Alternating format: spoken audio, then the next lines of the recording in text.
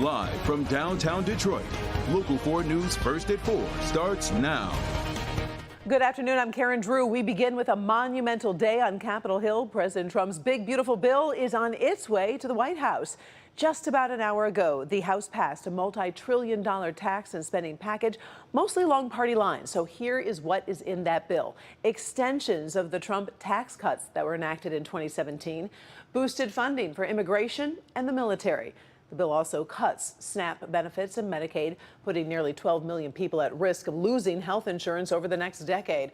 That's a big point of contention for Democrats who tried to delay the bill. House Minority Leader Hakeem Jeffries even set a record for the longest House floor speech, speaking for 8 hours and 44 minutes in opposition. How can you prepare to celebrate legislation that will undermine the quality of life of everyday Americans? Republicans are praising the bill. Congressman John James released a statement saying, in part, this bill secures our border, strengthens our economy, and keeps our word to the American people. It's simple. America first, always. Now, the bill is projected to increase the national debt by $3.3 trillion over a decade. President Trump is expected to sign the bill tomorrow on the 4th of July. Another big story that we're following this afternoon, the woman accused of a fatal hit and run in Livonia is officially charged. She's accused of killing a 3-year-old boy and severely hurting his twin sister and mom. Now, that driver is 55-year-old Tammy Sandoval from Mount Morris. Let's get straight out to Lauren Kostick. She was in the courtroom this morning. And what did you learn, Lauren? Yeah, Karen, we learned Tammy Sandoval, the driver in this case, is facing a high bond, $600,000 with no 10% for what happened here at this intersection in Livonia Sunday night. You can see a memorial here on this side of the street. And it's not just here, but all 4 sides of this intersection has a memorial for these victims. And again, this is just a sign of support here in this city after what happened Sunday night. As for this case, 55-year-old Tammy Sandoval appeared via Zoom this morning from the Livonia jail. The judge setting a $600,000 bond with no 10%, meaning she will have to pay the full amount. And that amount is even higher than what the defense and the prosecution asked for. Today, we also learned more about Sandoval's criminal history, including a drunk driving conviction in Mount Pleasant last October, and also 2 different crashes, including one that left 2 people hurt last year. Plus, Sandoval's license was suspended at the time. Here's a little of what the judge had to say. Based on the seriousness of the charges alleged and the nature of the charges alleged, I am concerned about the defendant's further appearance in court. At this time, bond will be set in the amount of $600,000 cash or surety. No 10% provision. And we also just spoke to the grandfather of these 2 kids. Of course, one of them passing, 3-year-old Kaylee, and then also Chloe, the 3-year-old. So we spoke with him, and we have some good news. We heard that Chloe, she is back home tonight. But as for her mom, Tia, she remains in the hospital in a medically induced coma. So at 5, hear a little bit more from this grandfather, including his reaction to the charges today. For now, Karen, back to you. All right, we appreciate it. Thank you, Lauren. All right, let's talk about weather. We're going to swap your hot dog for tacos. This 4th of July weekend, Royal Oak celebrating the holiday with a taco festival. Forewarned meteorologist Ron Hilliard joins us now live. You're smiling big, Ron. I assume you're a big taco fan. I am. And Karen, although I have not yet gotten a taste of any tacos, I certainly will before I leave here. You will see that. Now, you can eat tacos any time of the year. What we're doing right now is being here to show you the kickoff to Royal Oak Taco Fest. It started at 4 o'clock, just at the top of the hour. It's going to be going through the weekend until Sunday.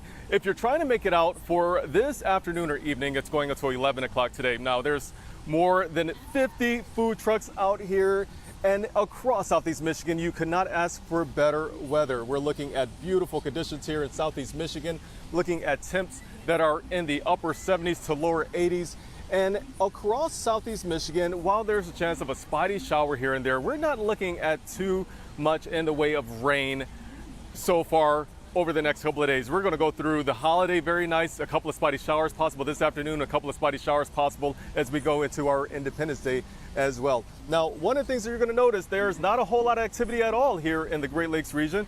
We're seeing a few clouds out there, mostly sunny to partly cloudy conditions. So heading out this afternoon, a great opportunity to go ahead and get that car wash. It is great weather. It is dry. Again, a couple of sprinkles are possible, but with this hot weather, you want a couple of sprinkles. Now, there is a concern with air quality. What we're going to be seeing is the combination of some wildfire smoke here in Southeast Michigan and smoke from the fireworks, Karen. So that is going to be causing some air quality concerns tomorrow. We're going to talk more about that coming up in a few minutes, and also talking about the rain chances. That's all ahead. All right, we'll check back in a little bit.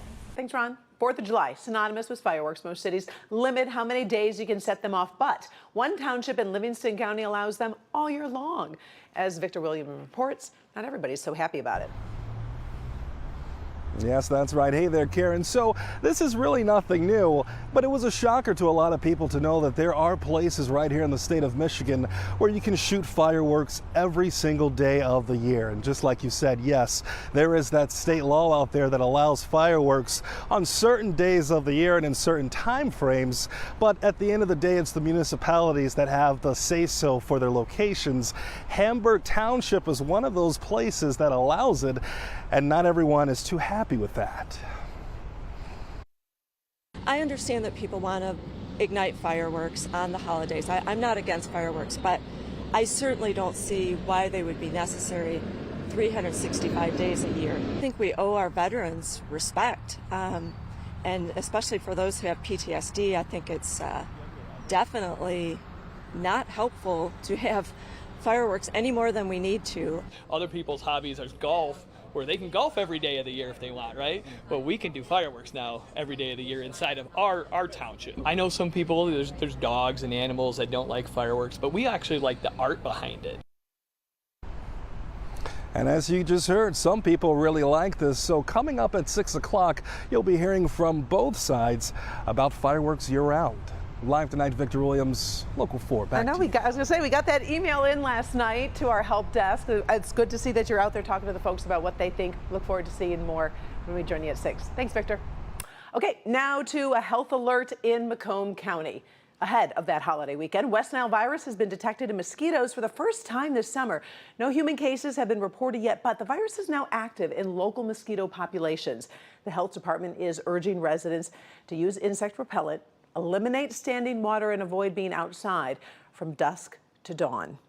That's a new dash cam video from Southfield Police showing the moment a suspected tire thief crashes into a police car before trying to evade police by swimming across a small pond.